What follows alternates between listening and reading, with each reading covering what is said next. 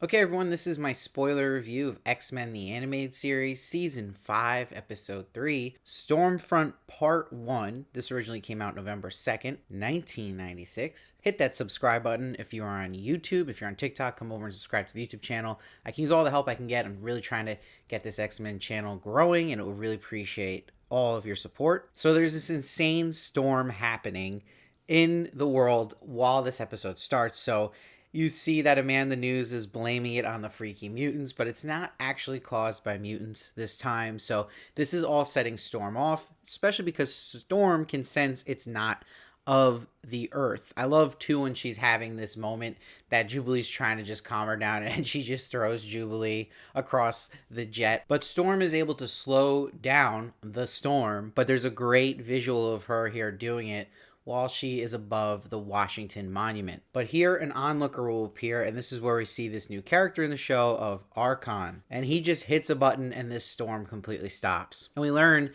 it was all a ruse to get Storm and recruit her to help him on his planet with his issues with weather. And what's wild about this episode with how Arkon behaves with Storm is that Storm will call him out every time for things he does that are suspicious. Like, she's like, this is barbarous. Like, you're having these people here suffer to recruit me.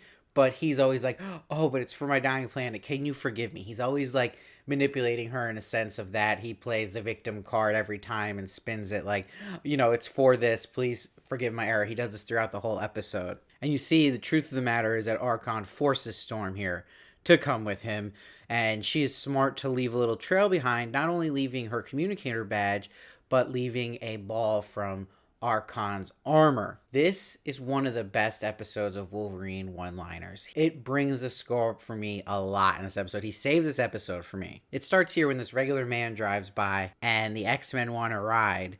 And the driver goes, "Who's we?" And Wolverine responds, "The Cub Scouts, bub. Now move over." Now, we'll see the X-Men find Storm's communicator and the ball from Arkon's armor. And I love when they're examining the ball at the mansion that Jubilee goes, "Something's real wrong." And Wolverine goes, "The kid's right. Playing chemistry set ain't getting us anywhere." And he slams the table, and this actually saves the day because that's how they discover that the ball actually is a door. And what I'm talking about with Arkon here and the man of excuses, you see Storm's yelling at him for treating her like a prisoner and how he handled bringing her here.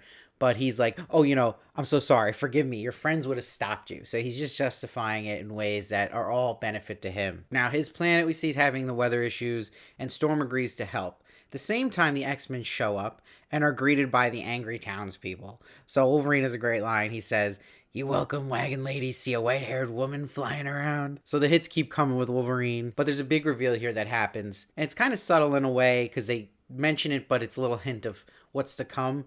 You see that the reveal is that Arkon has a transmitter going, he says, for security for the planet, but it's also the reason the storms keep going. So he really wants Storm to be a way that he can have this transmitter exist and her to control the weather and keep it at bay. And you see he's constantly encouraging Storm through all this. And you see how much is taking out of her to stop these storms. And this will explain so much why he wants her to be his queen. Meanwhile, the X-Men are battling these flying robots and Wolverine's swiping at them and keeps missing.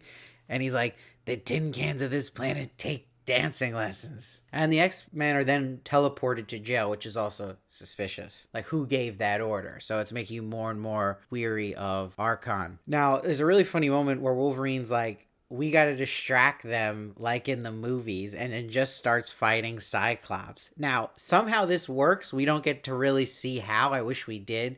They must have cut it out to save time because then all of a sudden the X-Men are able to get to Arkon. So Storm is able to stop the storms. It takes everything out of her. And in this, the X-Men are trying to save her when they see her, but she doesn't want saving. She's actually mad they're stopping the process, and that's when the storms pick up again. But then she is able to stop the storms permanently for now, and she's praised by the people. So Arkon now goes for it with Storm, not only as his queen, but he says he's basically in love with her, and he wants her to rule by his side, be his empress. They kiss, and he says, "I present to you our Queen Storm." So the X-Men's reaction is a cliffhanger. It's almost like seeing your friend with their new boyfriend that you just don't really trust. It's that kind of feeling. So it's a nice cliffhanger for the first episode of this two-parter. I'm going to give this episode an 8. It's not the best episode, but I think Wolverine has a great amount of one-liners here that really saves it for me. I love Storm. She's my favorite X-Men. So